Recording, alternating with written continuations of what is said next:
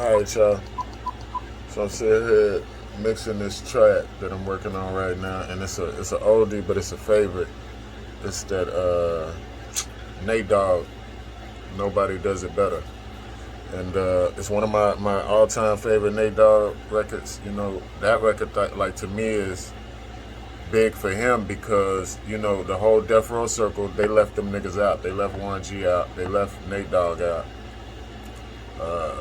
And maybe, I don't know, you know, Warren is Dr. Dre's stepbrother, so maybe Dre was protecting Warren from Suge antics and Suge shit and didn't want him to come around and be, you know, you ain't finna be punking on my brother and shit. That'll create a whole nother situation. So I get it on that degree, but I could see them niggas being, you know, a little salty, a little mad. Warren G bring the tape to Dr. Dre. This is my group 213. Dre choose Snoop Doggy Dogg. That's the one he wanted to run with. That's the one he felt had the talent, so he ran with that. They didn't sign Nate Dogg. Crazy, right?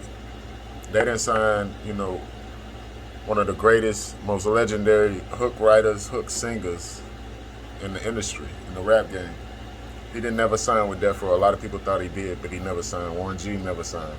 They went on to make Regulate, one of the biggest, uber big record of the century, you feel me?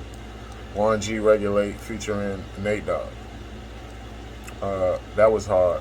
And then yeah, they came to this one, which is Nobody Does It Better. They did a lot more work. You know, Nate and Warren, they was thick as thieves. You know, 2/3 of 213 with Snoop Dogg. R.I.P. Nate Dogg. R.I.P. my nigga Nate. One time for Warren G. I feel like he underrated. Think about it. Dre, his big bro. Super master producer. Everybody know Dr. Dre, right? Warren G goes and creates his own brand of G-Funk. You feel me? He produces his own sound. He didn't sound like, if anything, I felt like they were sounding like him with the whole G-Funk shit a little bit after a while, because Warren went and made something out of nothing. You feel me? He went over to Def Jam, did his fucking thing.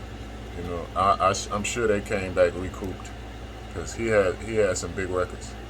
So once again, one time for Warren G, one time for Nate Dogg, 213. Snoop, I see you, big homie. I'm gonna touch this record though. Nobody does it better. Hey Warren, tap in. I'm gonna add you in this video, but Nobody Does It Better. I'm gonna flip the record and then I'm gonna put the record out.